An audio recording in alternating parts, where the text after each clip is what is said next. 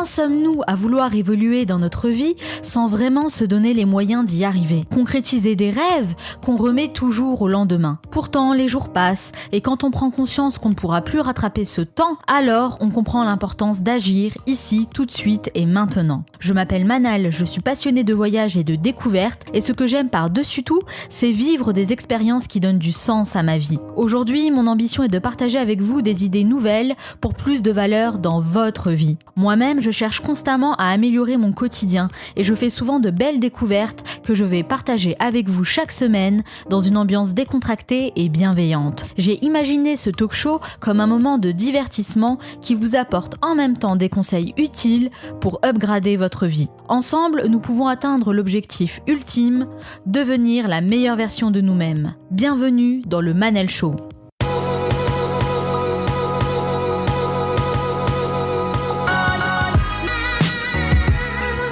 Le Manal Show, c'est votre capsule inspirante pour devenir la meilleure version de vous-même. Chaque semaine, je reçois des invités aux horizons différents et aux parcours inspirants qui partagent leurs conseils et leurs expériences. Pour être certain de recevoir tous les épisodes ainsi que les contenus exclusifs, abonnez-vous directement à ma newsletter sur le manalshow.com, c'est là que tout se passe. Dans cet entretien, je vais à la rencontre d'une personne à l'histoire passionnante, Marie Stoclet-Bardon. Après des expériences en France et aux États-Unis, c'est à Paris qu'elle décide d'exprimer ses talents d'entrepreneur en créant avec son mari une pâtisserie haut de gamme, la Meringuet. Le succès est au rendez-vous dès le premier jour. Et c'est parti en crescendo. Une deuxième boutique dans la foulée, l'édition d'un livre de recettes et aujourd'hui le projet de développer le concept à l'étranger. Et tout ça, tenez-vous bien, en l'espace de seulement 3 ans. Qu'est-ce qui fait le succès de la Meringuet? Comment on passe d'une idée à un business? Quelles sont les étapes clés pour réussir ce qu'on entreprend tout en gardant un équilibre personnel? Vous allez découvrir les coulisses d'une success story française. J'ai passé un délicieux moment à échanger avec cette femme, mère de famille, entrepreneur, et j'espère que cet entretien vous inspirera à votre tour dans la réalisation de vos projets. Et comme Michael Jordan a dit, certains veulent que ça arrive, d'autres aimeraient que ça arrive, et quelques-uns font que ça arrive. Cette émission dure 50 minutes et pas une de plus, alors soyez attentifs, faites partie de ceux qui font que ça arrive, passez à l'action. Si vous êtes gourmand, vous allez adorer découvrir son univers et ses créations très originales qui nous promettent un vrai voyage gustatif. Elle a réussi à faire de son talent un véritable métier pour notre plus grand bonheur en cofondant avec son mari la Meringuet, une pâtisserie à Paris qui connaît un succès fulgurant. Avec un parcours très riche, marqué par des études en école de commerce, des voyages aux États-Unis et son statut de mère de famille, cette entrepreneur dans l'âme a fait ses premières armes au sein de grandes enseignes françaises comme la Maison du Chocolat ou encore Fauchon, ce qui lui a permis d'acquérir un certain standing et de connaître les codes de l'univers du luxe.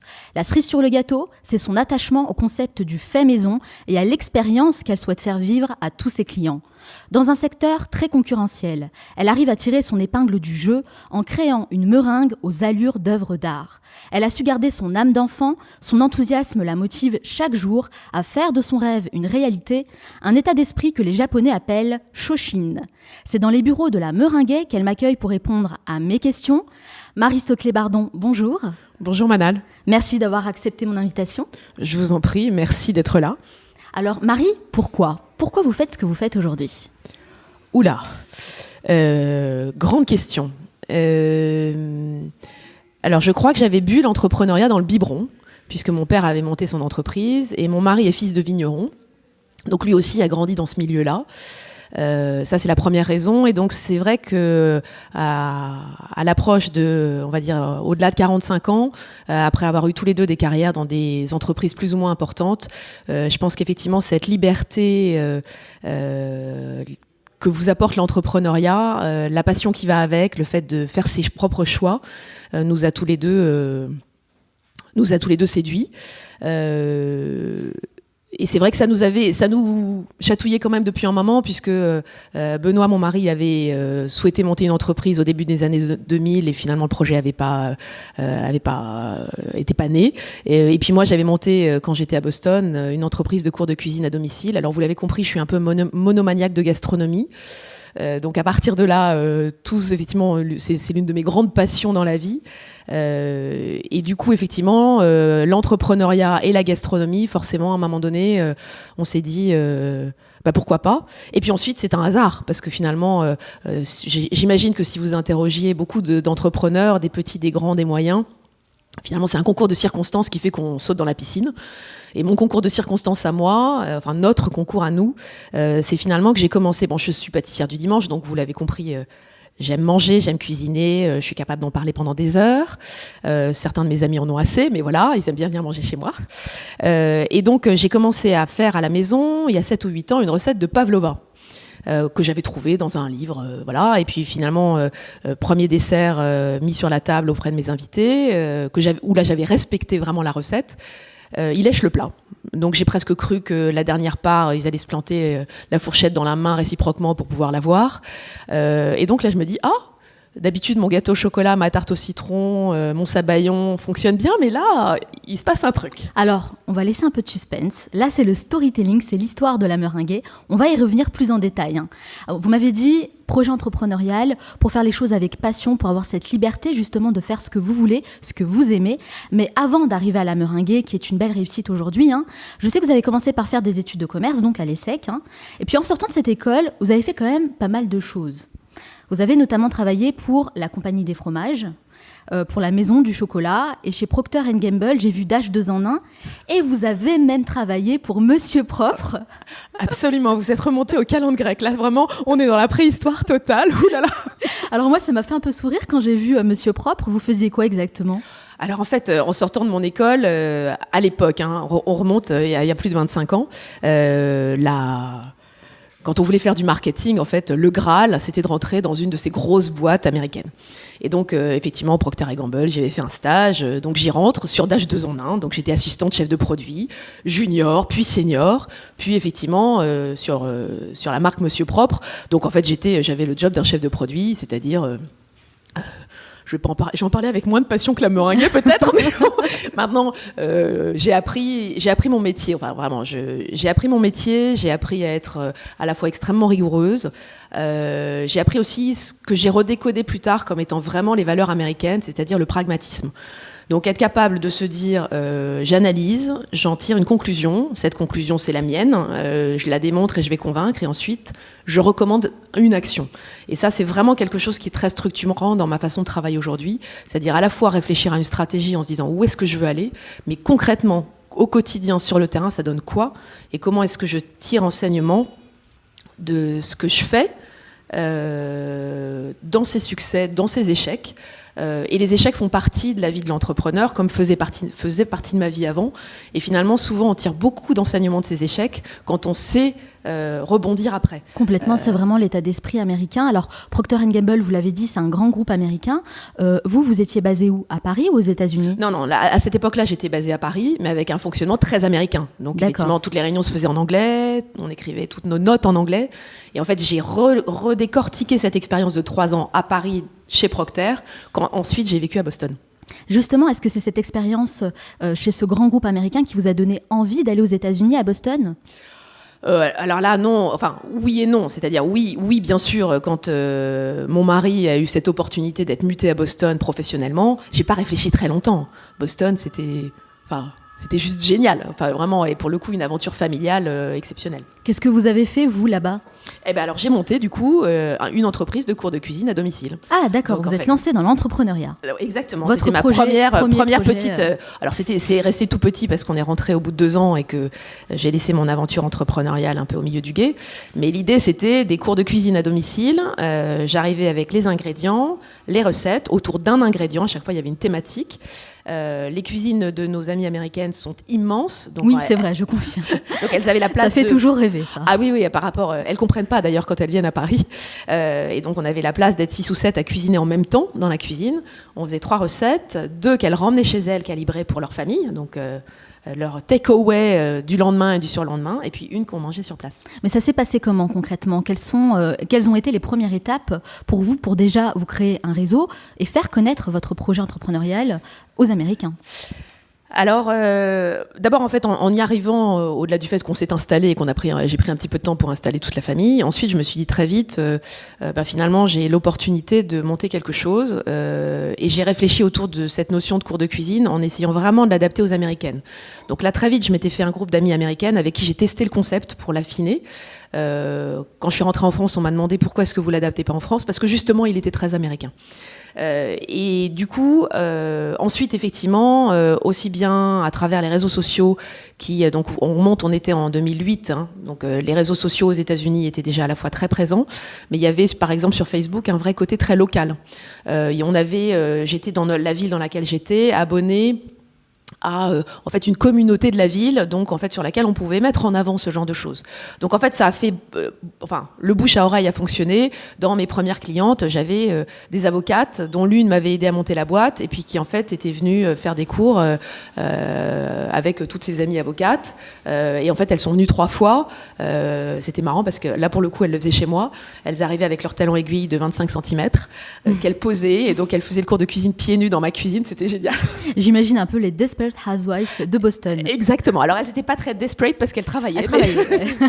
Pas si désespérées que ça finalement. Mais elles étaient hyper chic et alors je m'attendais à ce qu'elles soient finalement, parce qu'elles se connaissaient bien, qu'elles soient qu'elles discutent beaucoup pendant le cours et qu'effectivement il y ait certains moments où il faille que je dise attendez, écoutez-moi là, il faut faire ça et en fait elles étaient mais sages comme des images. Donc là elles ont écouté tout ce que j'ai pu leur raconter avec des wow, awesome.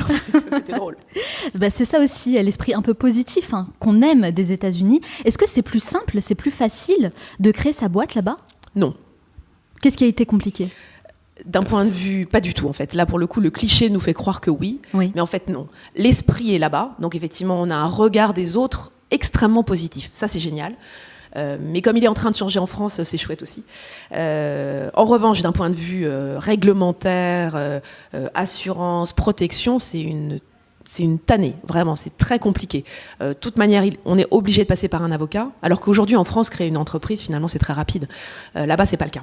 Donc, j'étais entourée de gens qui m'ont aidée, mais par exemple, effectivement, les assurances en matière alimentaire, là, ça a été un petit peu compliqué. D'accord, donc plutôt tout ce qui est administratif. Absolument. Et qu'est-ce que vous avez appris ? Quelles expériences vous retenez, quels enseignements vous retenez de cette expérience aux États-Unis ? Alors, la première chose, c'est la page blanche. Parce qu'en fait, une fois que je me suis dit j'ai envie de monter une entreprise, évidemment, ça va être autour de la gastronomie. J'avais plusieurs idées. Et en fait, s'obliger tous les matins à rentrer chez soi après avoir pris un café, après avoir déposé les enfants à l'école, en se disant « Ok, je me mets au boulot ». Et la page est totalement blanche. Ça m'a appris sur moi-même beaucoup, en fait, sur qu'est-ce que j'allais trouver comme ressort d'énergie au fond de moi pour que ça existe, en fait, pour le faire. Parce que finalement, l'entrepreneuriat, c'est bien joli. Tant que c'est qu'un tableau Excel et un business plan, c'est hyper sympa, on s'amuse intellectuellement. Et puis, à un moment, en fait, on est au bord de la piscine et on se dit « Ok, j'y vais pas, j'y vais pas ». Et en fait, ça m'a appris à sauter dans la piscine. Donc, en fait, à prendre ce risque en se disant « Voilà, j'y vais ». Alors, aux États-Unis, le risque était mesuré parce que finalement, j'ai pas acheté une boutique. Donc on va dire financièrement le risque n'était pas très important. Maintenant il a quand même fallu sauter dans la piscine. Les premiers cours que j'avais vendus, se dire il faut que je sois à la hauteur. Vous êtes sorti de votre zone de confort pour passer à l'action. Absolument, c'est tout à fait ça. Sortir de sa zone de confort, c'est un des premiers apprentissages. Effectivement. Et vous étiez seule dans ce projet ? J'étais seule. Alors ça c'est le deuxième enseignement, c'est que en fait j'avais plus envie de le faire toute seule. Ah d'accord, vous n'avez plus envie de le faire toute seule. Ça, on va revenir à ça justement. Donc vous êtes revenue à Paris en 2011. Oui. Vous intégrez la maison Fauchon. Oui. Alors pourquoi avoir fait ce choix de quitter l'entrepreneuriat pour revenir au salariat ? Alors, on va dire très prosaïquement, premier choix financier. On rentrait à Paris, effectivement, l'expatriation a quelques avantages, financièrement parlant, on va dire. Donc en rentrant, il fallait que je travaille globalement quoi qu'il arrive. Enfin, en tout cas, qu'il y ait financièrement de l'argent qui rentre à la maison. Mais vous saviez que c'était une expérience à une durée déterminée ? Aux États-Unis ? Aux États-Unis. Alors, on était parti pour entre 3 et 5 ans. Les hasards, on va dire, professionnels font qu'en fait, ça s'est terminé au bout de 2 ans. Donc, voilà, cette partie-là n'était pas choisie. Le temps n'était pas choisi. Je serais bien restée un peu plus longtemps pour être totalement transparente. Mais effectivement, quand je suis rentrée, assez vite, je me suis dit, bon, j'ai commencé à travailler sur des projets entrepreneuriaux, avec un ami en l'occurrence, qui finalement n'ont pas abouti à ce moment-là. Et je me suis dit, bon, je vais repartir sur la piste de recherche de boulot. Et finalement, l'opportunité Fauchon était à mi-chemin. Donc c'est là où elle m'a aussi beaucoup appris, parce que finalement, l'actionnaire de Fauchon qui m'a recruté m'a vraiment dit, en fait, je te donne les clés d'une start-up dans la boîte. Donc c'était pas de l'entrepreneuriat au sens où j'étais complètement dans mon business, mais c'était de l'entrepreneuriat dans son mode de fonctionnement. Alors, en janvier 2015, c'est là que ça commence. Vous cofondez la Meringuet avec votre mari, Benoît Bardon. Comment est née cette idée de la Meringuet ? La première chose, c'est un hasard. C'est effectivement le hasard de moi faisant un dessert à la maison et puis le reproduisant dîner après dîner, de plus en plus grand. Mes invités le terminant à chaque fois, ceux qui n'aiment pas le sucre vous disant au début tu m'en donnes un tout petit morceau, je suis pas très sucre, qui se resservent 5 fois. Ah oui, quand même. Et puis effectivement j'ai commencé à travailler la recette, donc je me suis dit en fait ma première version elle est très bonne mais on pourrait faire mieux. Je vais désucrer un peu la meringue. Alors la meringue forcément c'est un produit qui est un peu sucré, ça c'est chimique, mais j'ai désucré par rapport à la recette initiale. Et puis la crème chantilly que j'avais mise au début, finalement je l'ai transformée en crème fouettée, donc c'est-à-dire sans sucre. Puis je me suis dit, tiens, je vais y faire infuser des choses. Alors, des zestes de citron vert pour apporter de l'acidulé, ou du thé, ou de la noix de coco. En fait, vous avez essayé de perfectionner votre produit à la manière d'un entrepreneur dans sa propre entreprise, en fait. Absolument. Donc, effectivement, là, j'ai commencé finalement à faire des variations. Donc, au bout du 4e ou 5e dîner, sur la table, il y avait 3 versions. Où je faisais varier les fruits. Donc là, on est aux prémices en fait, de ce qu'a été la Meringuet à sa naissance. Là, pareil, nos invités léchaient le plat, me disaient c'est vraiment super bon. Et c'est vrai que notre recette star, qui est notre pélagie, la crème fouettée citron vert, framboise et fruits de la passion, est née pendant ces dîners-là en fait. Vraiment, je l'avais déjà mise au point à ce moment-là. Mais alors Marie, comment on fait pour passer d'une idée à la création d'une entreprise ? Alors, il y a des éléments déclencheurs. Les éléments déclencheurs chez nous, ça a été trois éléments. D'abord, un dîner où, effectivement, je faisais goûter ces recettes et où nos amis nous ont dit « Bon, écoutez, arrêtez de nous les faire goûter et de nous en parler, faites-le. Et si vous le faites, on investira dans votre entreprise. » Donc, vous avez déjà vu pas mal de soutien dans votre entourage. Absolument. Donc là, en fait, de la love money qui nous a permis de démarrer. Le deuxième élément déclencheur, ce sont nos associés. Donc 3 personnes clés en fait qui nous ont dit oui et qui nous ont permis de sauter dans la piscine. La première, c'est ma petite cousine Charlotte qui était chef et qui en fait nous a aidé à lancer la Meringuet, à mettre au point le produit avec l'aide aussi d'amis pâtissiers. Donc ça c'est elle a été clé et elle a été aussi à l'origine d'un certain nombre de nos recettes en fait qu'on propose tous les jours à la Meringuet. La deuxième personne clé, c'est Gilles Marchal, qui est un ami que j'ai rencontré à la Maison du Chocolat, qui était le chef pâtissier de la maison du Bristol, puis directeur de la création à la Maison du Chocolat et qui a ouvert sa propre pâtisserie à Montmartre maintenant. Et donc il nous a beaucoup aidé et dans la réflexion autour de la Meringuet, dans l'organisation, dans sa mise en œuvre. Ouais, donc vous avez été très bien entouré. Absolument. Par des experts dans leur domaine. Absolument. Et puis le dernier expert, c'est Olivier Desdois, qui nous a aidés dans le dessin de la boutique, dans le dessin du logo et qui nous a dans le dessin de la boîte et qui nous a vraiment beaucoup accompagnés au début. Donc, dans la partie image de marque. Exactement. Et donc voilà, ça a été un élément déclencheur important. Ces 3 personnes qui nous ont dit oui. Et le dernier déclencheur, c'est en fait l'emplacement, puisqu'en fait l'emplacement était pas très loin de chez nous, inoccupé depuis 2 ans. Et donc Benoît, mon mari, est allé trouver le propriétaire en disant je le veux. Et en fait le propriétaire a pris le risque aussi parce que quelque part on n'existait pas. En fait on était juste un joli projet sur un papier, quelques gâteaux qu'on lui avait fait goûter. Et donc il a dit mais je crois à votre projet, donc banco, on y va. Vous avez mis combien de temps à peu près pour passer de cette idée-là justement à la création de la Meringuet ? Alors entre les premiers tableaux Excel et puis le premier coup de fil de Benoît me disant j'ai trouvé le nom, ça va s'appeler la Meringuet, sachant que les recettes avaient été faites, ça faisait 3-4 ans que je faisais les recettes, mais donc au moment où on s'est dit concrètement on va y aller, et l'ouverture de la première boutique, il s'est passé 15 mois. 15 mois, donc un peu rapide. Plus d'1 an, c'était assez rapide. Ouais. Ouais, j'imagine que ça a été un moment formidable quand vous avez trouvé le nom, ouvert la boutique. Ah bah, alors, dans les anecdotes, la veille au soir, la veille de l'ouverture de la boutique, j'avais eu la bonne idée d'organiser une inauguration la veille de la boutique, ce qui était totalement idiot, parce qu'effectivement... Pour quelle raison ? Pourquoi c'était pas une bonne idée ? Parce qu'en fait, le lendemain, on avait un petit peu de travail et en fait, on était vraiment là pour le coup, on sautait dans la piscine. Là, c'était l'enthousiasme peut-être du début qui a pris le dessus. Exactement. Voilà, on se rend pas compte, mais et la veille au soir à 2h du matin, un de nos amis pâtissiers nous disait mais vous n'êtes pas totalement prêts, décalez l'ouverture. Et on a dit écoute, non, on y va. Voilà, on y va. On n'est peut-être pas à 100% prêts, mais personne ne peut être à 100% prêt. Je suis tout à fait d'accord avec cet état d'esprit. Si on attend d'être prêt, mais en fait, on fait jamais rien. Exactement. J'en parle souvent dans le Manal Show, cette problématique du perfectionnisme et de toujours attendre que tout soit nickel. Ça n'arrive pas vraiment, donc il faut sauter le pas en tout cas et se dire que de toute façon, le produit tend à être amélioré. Alors, en fait, on est tout à fait d'accord. Ça fait partie des choses que j'ai beaucoup dites à mes équipes marketing à l'époque où j'étais encore directeur marketing. Parce qu'effectivement, un bon chef de produit, il peut avoir ce défaut-là. De dire, non, mais c'est pas parfait. Tiens, je vais améliorer ça. Non, stop. On lance. Et puis, on l'améliorera au fur et à mesure. Et je pense que c'est un état d'esprit beaucoup plus intéressant aujourd'hui. Qu'est-ce que vous avez ressenti à ce moment-là ? Est-ce que vous étiez un peu stressé ? Vous aviez une sorte de pression ? Alors, je pense que vous pouvez enlever le mot « sorte ». On avait une pression monumentale. Monumentale, j'imagine. Cette première journée, on a eu 200 clients le premier jour. Ah, c'est vrai ? Les gens, énorme. Effectivement, du quartier attendaient, en fait. D'accord, vous avez communiqué au préalable ? Non, en fait, on avait mis sur la vitrine que ça allait ouvrir. Donc, le quartier était au courant qu'il allait se passer quelque chose. Ils avaient bien vu. Mais 200 clients qui sont venus goûter, donc qui ont plutôt pris des individuels. On n'a pas vendu beaucoup de grands formats ce jour-là. Mais qui étaient quand même intéressés. Ah oui. Vous attendiez, vous, un tel succès dès le premier jour ? Non, puis alors on a été évidemment complètement débordés. Donc, et puis 200 clients pour effectivement une journée en termes de chiffre d'affaires qui n'était pas très très importante. Aujourd'hui, c'est quelque chose qu'on gère sans aucun problème dans nos journées du samedi. Mais on s'attendait pas à décoller aussi vite. En fait, on a sur les 2 premiers mois fait 2 fois et demi ce qu'on avait prévu. Ouais, d'accord. En termes de chiffre d'affaires. Donc on n'en revenait pas. Est-ce que vous vous souvenez de votre premier client ?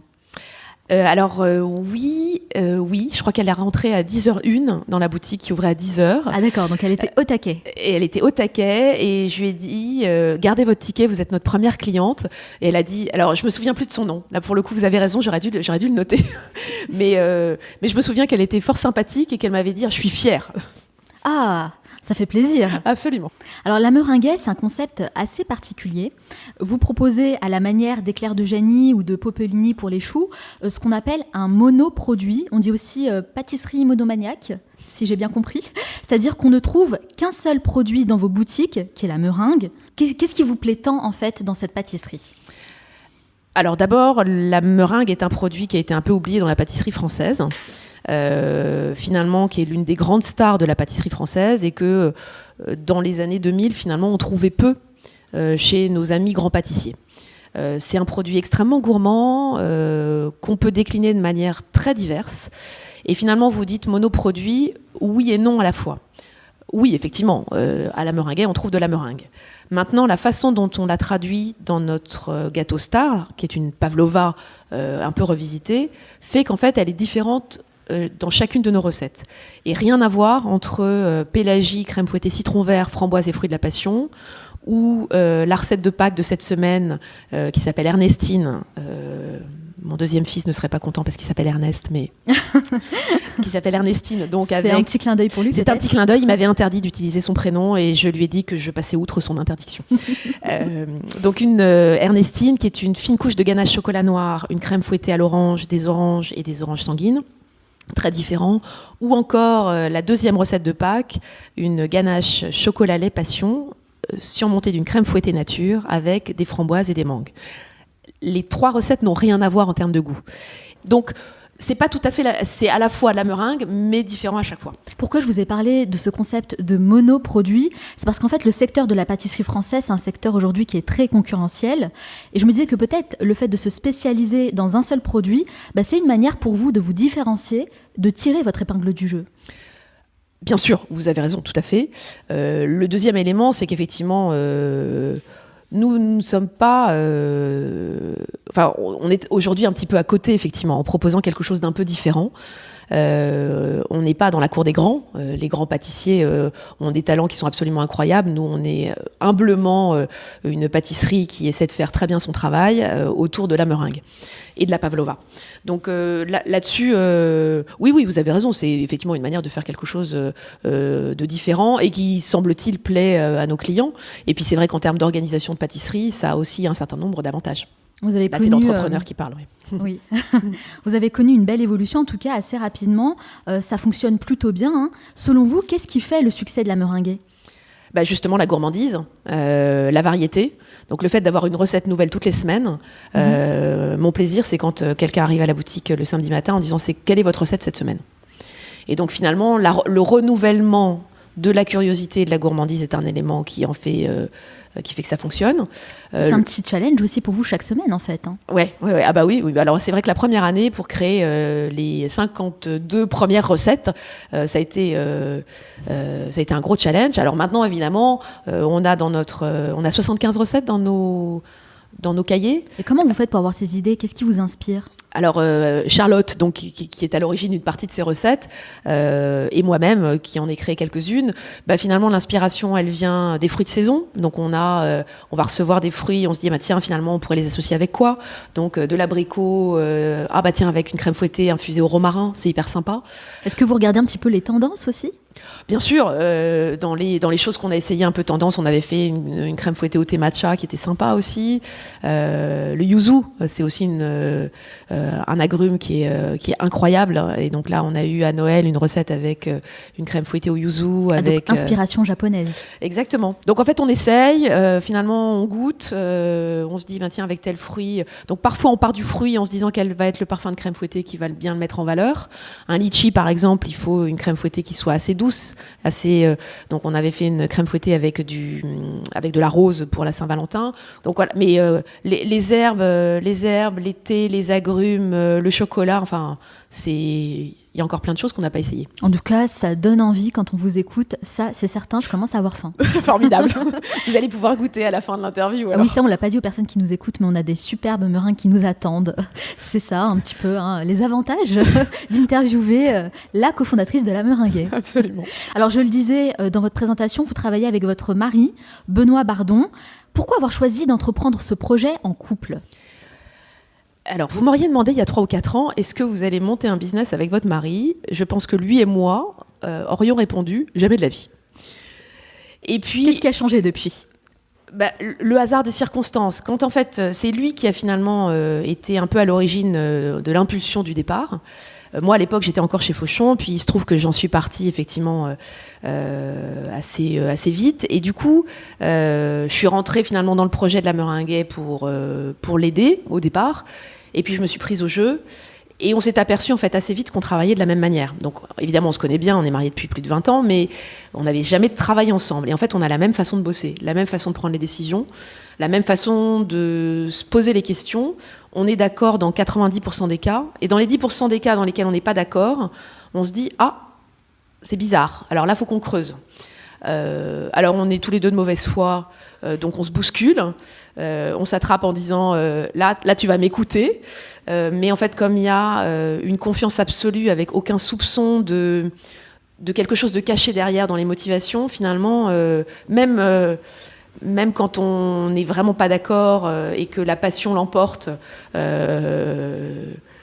fondamentalement, on s'écoute. Et donc, on a vraiment ce même décodeur-là, en fait. Et cette même envie de travailler ensemble. Et on s'est dit 10 000 fois, mais jamais, ni l'un ni l'autre, ne l'aurions fait seul. La confiance, ça, c'est un des avantages à travailler en couple ? Forcément. Alors, l'inconvénient, c'est qu'effectivement, si par hasard ça va pas dans toute votre vie. Ouais. Mais en l'occurrence, effectivement, ça n'est pas notre cas. Donc, Alors, justement, comment vous répartissez les tâches ? Qui fait quoi au sein de l'entreprise ? Alors, pour le moment, effectivement, dans la façon dont on l'a fait jusqu'à aujourd'hui, Benoît est dans le pilotage au quotidien. Donc, il pilote les équipes, il pilote la production, toute la partie travaux et trouver des emplacements, en fait, c'est lui qui s'en occupe. Et effectivement, c'est lui qui s'occupe aussi de la partie achat. Moi, je m'occupe de la partie... Alors, sachant que j'ai un autre job à côté, parce que comme on l'entreprend en couple, il faut qu'effectivement, il y ait un petit peu de revenus qui rentrent à la maison pour nourrir les 3 enfants qui sont adolescents, qui commencent à faire des études. Donc en fait, moi, la Meringuet, c'est mon deuxième boulot. Et donc moi, je m'occupe de tout ce qui est communication, tout ce qui est plutôt marketing, développement produit, puisque c'était quand même Votre cœur de métier. Mon cœur de métier à la base. Je m'occupe de tout ce qui est système d'information, tout ce qui est site internet, digital, réseaux sociaux, voilà. Donc on le disait, ça a l'air de plutôt bien fonctionner aujourd'hui avec votre mari au sein de l'entreprise. Il y a pas mal d'avantages à travailler ensemble. Mais quels sont les inconvénients ?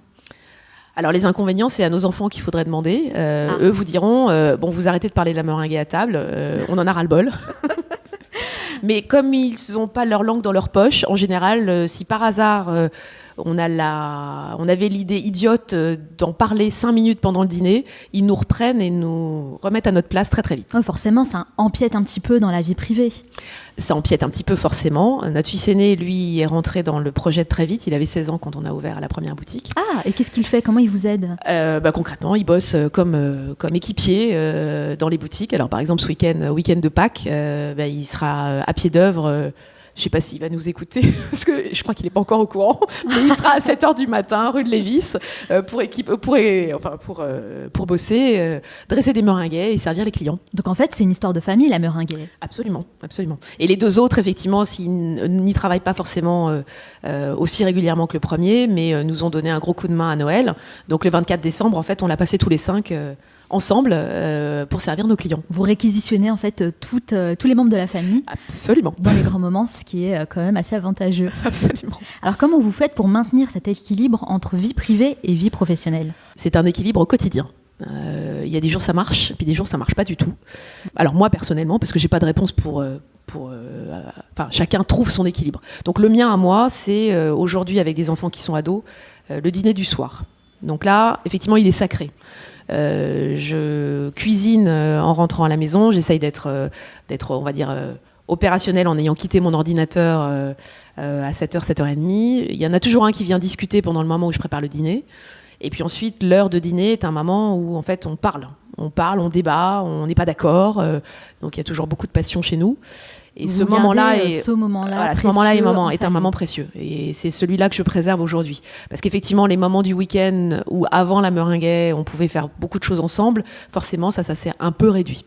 C'est vrai que c'est important d'aménager du temps pour soi, surtout quand on est entrepreneur. Moi, c'est quelque chose que je constate tous les jours. Finalement, les gens choisissent en général, en tout cas dans la majorité des cas, d'entreprendre pour avoir plus de liberté. Mais au final, ils se rendent eux-mêmes esclaves de leur propre projet. C'est comme une sorte de spirale infernale. Et donc ça, c'est vraiment un message important à faire passer. Gardez du temps pour vous et pour votre famille. Alors en fait, vous avez tout à fait raison. On est entrepreneur en se disant on est libre. Donc en fait, on est intellectuellement libre. Dans les faits, on n'utilise pas beaucoup cette liberté. Maintenant, vous avez tout à fait raison. On travaille 60 heures par semaine. Donc les moments de liberté, ils sont au-delà des 60 heures. Mais bon, c'est comme ça. En tout cas, il faut les trouver, il faut essayer d'aménager son emploi du temps de sorte à trouver ce moment-là. C'est possible. Quand on s'y oblige, en fait c'est vital. C'est-à-dire pour ma famille et puis mon deuxième moteur c'est aussi mes amis. Donc les dîners avec des copains c'est quelque chose sur lesquels je ne mettrai une croix pour rien au monde. Comme je l'ai dit au début de l'entretien, vous avez fait l'ESSEC qui est une grande école de commerce.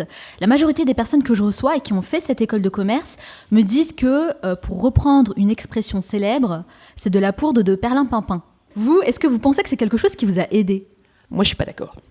Alors, dites-moi pourquoi, justement. Je suis pas d'accord. Il y a d'abord dans le fait de faire je vais jouer un peu ma vieille schnock, mais d'abord les 2 ans de prépa, on est d'accord, on n'est pas d'accord, on n'aime pas. Moi, j'ai appris à travailler.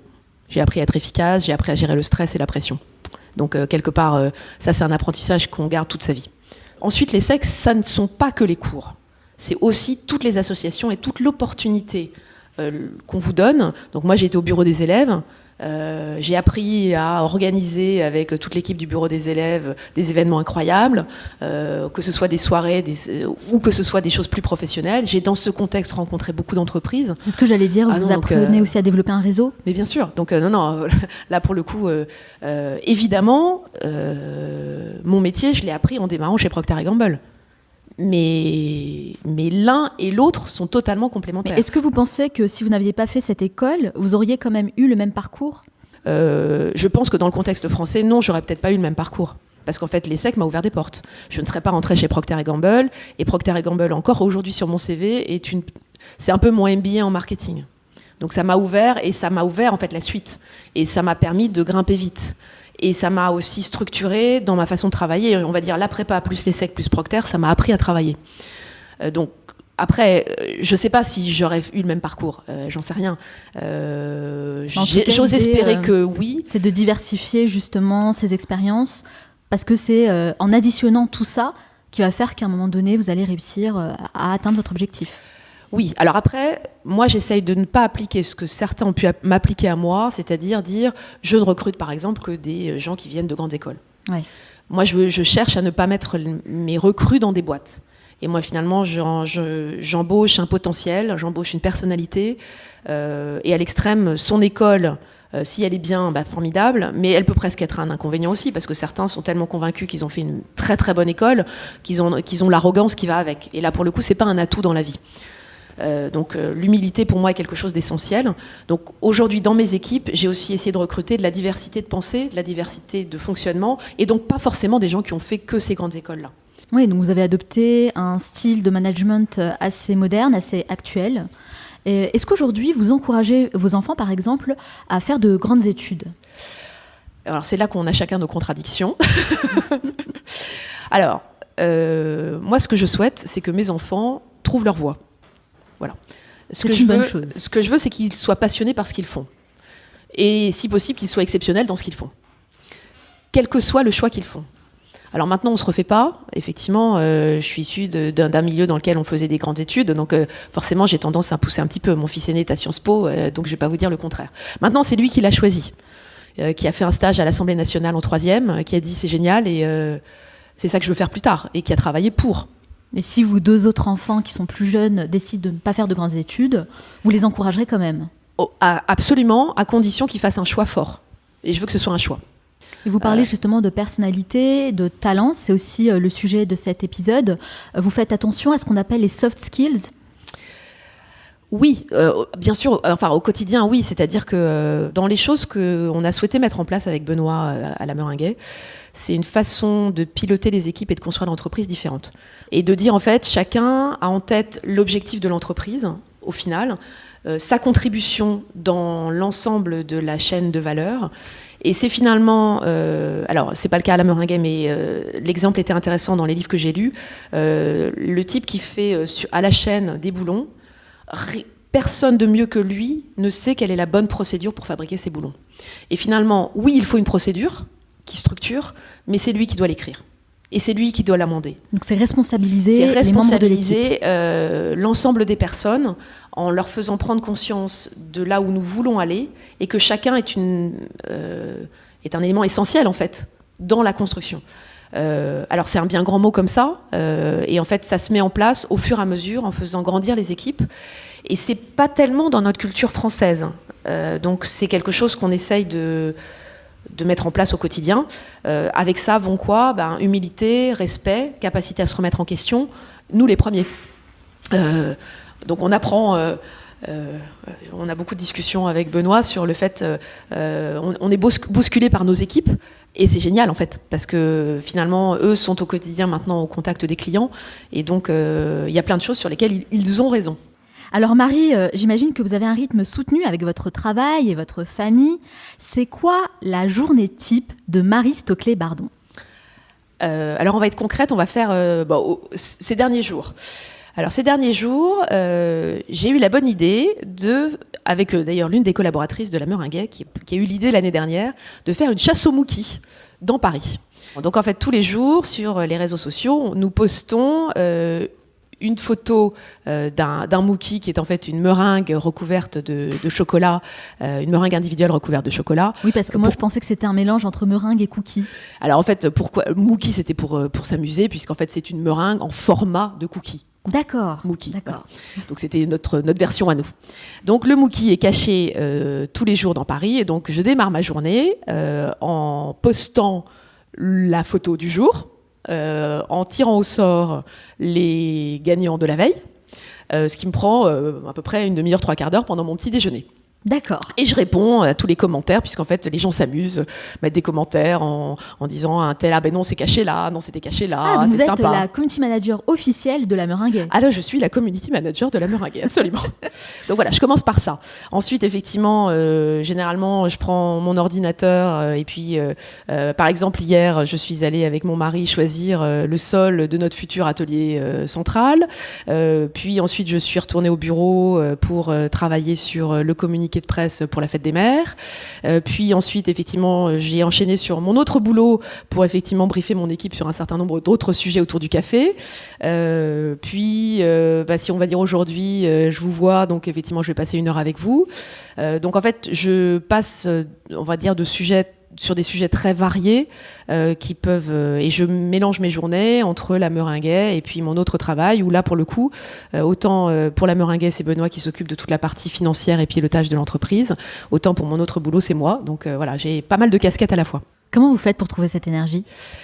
Alors je crois que ça c'est ma colonne vertébrale hein, et effectivement alors d'abord je dors. Alors si, ma faiblesse, c'est que j'ai besoin de dormir. Contrairement à notre président, 4 heures ne me suffisent 4 pas. heures seulement, oui. Non, moi, je peux pas. Et je suis aimable à partir du moment où j'ai dormi au moins 7 heures.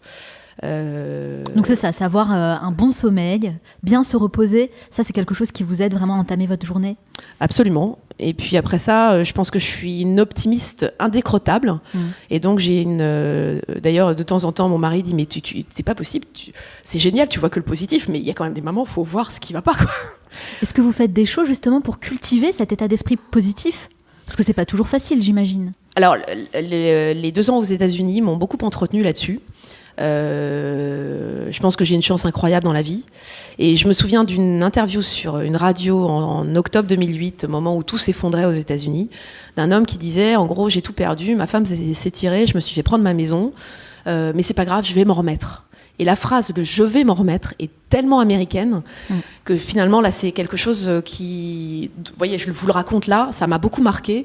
Et oui, l'optimisme au quotidien, se dire... je vois tout ce qu'il y a de positif. Et ensuite, je me connais, je suis très très sensible, on va dire. Donc, les choses me touchent énormément. Que ce soit des commentaires de clients qui pourraient être moins positifs que d'habitude, ou des commentaires de nos équipes, ou des choses qui se sont passées. Et je sais qu'effectivement, je vais les digérer et en sortir un enseignement positif. Je me connais, je sais que je vais être pas bien pendant 24 heures, ou 48 heures si c'est grave, ou 1 semaine, mais qu'au final, on sortira quelque chose de positif. Et c'est vrai que ces questionnements-là, même les moments où on est un peu moins... Il faut que, en fait, dans la sinusoïde de l'entrepreneur, qui a des bonnes et des mauvaises nouvelles qui rythment son aventure, parce que c'est notre quotidien, il faut arriver à se réjouir des bonnes nouvelles, peut-être un peu moins, pour moins aller profond quand il y en a des mauvaises. Pour qu'en fait, l'amplitude de la sinusoïde se réduise. Et c'est là qu'on n'est pas mauvais. Parce qu'en fait, on tire des enseignements des 2 côtés. Ça me rappelle un entretien que j'ai eu avec Arnaud Collery, qui est Chief Happiness Officer, et on parlait de l'état d'esprit au Danemark. Et justement, il m'expliquait que les Danois ont complètement cet état d'esprit. Alors peut-être que c'est un peu extrême pour nous, Français, mais quand ils sont face à un succès, ils vont le célébrer, mais pas tant que ça finalement, pour passer directement à autre chose et peut-être être dans le juste équilibre, tempérer et pouvoir garder le contrôle de leurs émotions. Je pense qu'ils ont assez raison en fait. Je pense qu'ils ont assez raison. Et effectivement, arriver à gérer cette amplitude, c'est important. Arriver à gérer effectivement l'apprentissage sur les échecs, c'est important. Et garder toujours un regard positif en fait. Donc vous parliez d'énergie, je pense qu'effectivement on est sur un truc important. Ouais. Cultiver un état d'esprit positif, ça c'est l'une des clés du succès pour tout ce qu'on entreprend d'ailleurs dans la vie. Et ne pas jouer nos petites françaises et arrêter de râler. Ah oui, complètement d'accord avec vous Marie. Alors on l'a vu, vous avez acquis beaucoup d'expérience et la Meringuée connaît un vrai succès.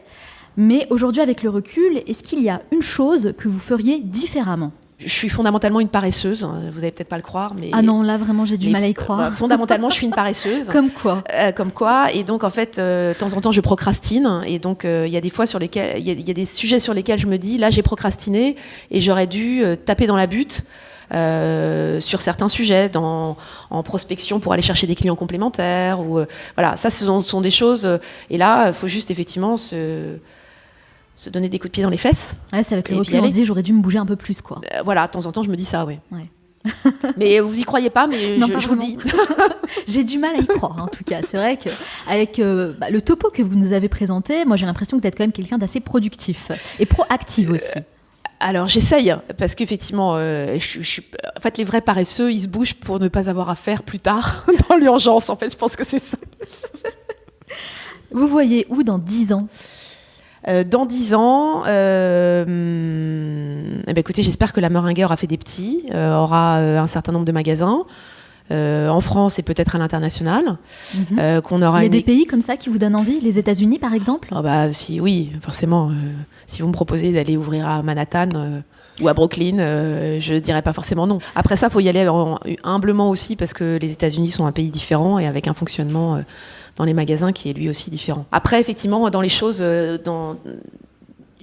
j'aime aujourd'hui, alors, on est lauréat du réseau Entreprendre. Et c'est vrai que dans 10 ans, j'aimerais bien avoir l'expérience qui fait que je puisse accompagner des plus jeunes. Voilà, par exemple. Ça serait le mentoring, quelque chose qui me plairait beaucoup.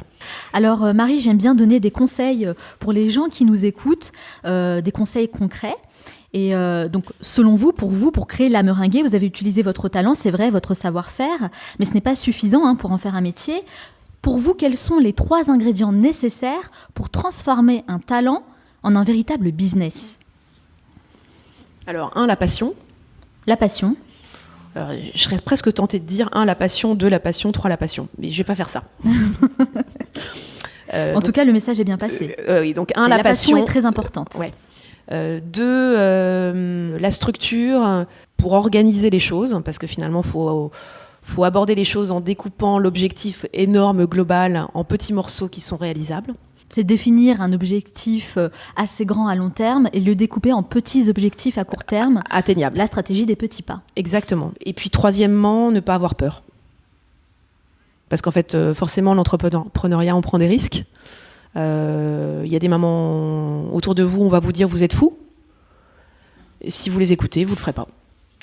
Donc en fait, oui, il faut être fou. Donc si j'ai bien compris, premier conseil, passion qui va, donc vous l'avez dit, avec engagement. Deuxième conseil, c'est d'avoir une certaine structure en définissant des objectifs atteignables, mesurables. Et enfin, passer à l'action, ne pas avoir peur. Au contraire, utiliser cette peur, je dirais, comme un moteur pour avancer. Absolument. C'est bien, j'ai bien récapitulé les 3 conseils. Vous êtes parfaite. Bon c'est super.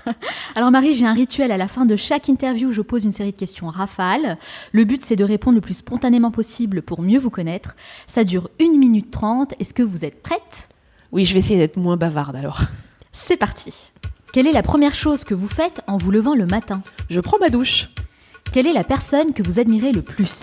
Mon mari. Quel est le dernier livre que vous avez lu ? Et Millennium, le dernier opus. Quel métier vous rêviez de faire étant enfant ? Bonne question. Archéologue. Quelle est votre plus grande peur ? Qu'il arrive quelque chose à mes enfants. Quelle est la chose dont vous êtes le plus fier ? Mes enfants. En dehors de la meringue, quelle est votre pâtisserie préférée ? Le sabayon de fruits rouges. Quel est l'animal qui vous représente le mieux ? J'aime bien les chats. Est-ce que ça me représente ? Quelle application utilisez-vous le plus ? Facebook et Instagram. Quel est l'endroit où vous aimez aller pour vous ressourcer ? La Dordogne et la Touraine. Quel est votre film ou documentaire préféré ? Out of Africa. Quelle est la chose à laquelle vous croyez et que les autres considèrent comme une folie ? L'entrepreneuriat. Quelle est la mauvaise habitude dont vous aimeriez vous débarrasser ? Procrastiner. Quel a été le moment le plus marquant de votre vie ? J'hésite entre mon mariage ou la naissance d'un de mes 3 enfants. Selon vos proches, quelle est votre plus grande qualité ? Je suis optimiste. Et selon vous, quel est votre plus grand défaut ? Alors selon mon mari, c'est d'être bordélique. Selon moi, c'est de procrastiner une fois de plus. Quelle est la dernière chose que vous faites avant de dormir ? Je lis. Merci Marie Stoclet-Bardon d'avoir répondu à toutes mes questions. Si on veut en savoir davantage sur vous et sur ce que vous faites, où peut-on vous retrouver ? Alors sur notre site internet www.lameringuée.com, sur les réseaux sociaux, donc Facebook et Instagram. Voilà. Et vous avez aussi 2 boutiques si on veut goûter vos magnifiques meringues. Absolument. Donc la première est 21 rue de Lévis dans le 17e à Paris. La deuxième, 41 rue du Cherche-Midi. Et effectivement, nous attendons tous les gourmands en ce week-end de Pâques qui arrive. Ah bah oui, c'est vrai que ça tombe bien, c'est Pâques. Alors on peut en profiter pour goûter les nouvelles spécialités. Hein. Alors oui, les recettes que j'ai pu évoquer tout à l'heure, notre recette de Pâques emblématique qui s'appelle Ernestine, donc avec une fine couche de ganache chocolat noir, une crème fouettée à l'orange, des oranges et des oranges sanguines. En tout cas, ça donne envie. Et puis il y a aussi le livre de recettes. Absolument. Et effectivement, rendez-vous pour aussi les gourmands qui le souhaiteraient le 7 avril à la librairie Appétit rue Ferrandi, donc à côté de notre boutique de la rue du Cherche-Midi. Et mis à part la librairie, on peut aussi se le procurer sur Internet ? Alors sur Internet et puis bien sûr dans nos boutiques surtout. Oui. Très bien. Merci en tout cas Marie. Je vous souhaite encore beaucoup de succès dans tous vos futurs projets. Merci Manal. J'espère que cet entretien avec Marie-Stoclet Bardon vous a plu et que cela vous a inspiré pour oser à votre tour croire en votre talent et le transformer en un véritable métier dans lequel vous pourrez vous épanouir. Et surtout, n'oubliez pas, ne restez pas passif, passez à l'action. Si vous appréciez le Manal Show et que vous souhaitez m'aider concrètement, vous pouvez le faire dès maintenant en vous abonnant directement sur votre plateforme préférée. Et si comme moi vous utilisez Apple Podcast, n'oubliez pas de laisser 5 étoiles, ça m'aide beaucoup à faire connaître cette émission. Et bien sûr, si vous pensez que cet épisode pourrait intéresser l'un de vos proches, n'hésitez surtout pas à le partager avec lui. Merci pour votre soutien. Nous, on se retrouve la semaine prochaine pour un nouvel épisode. Ciao!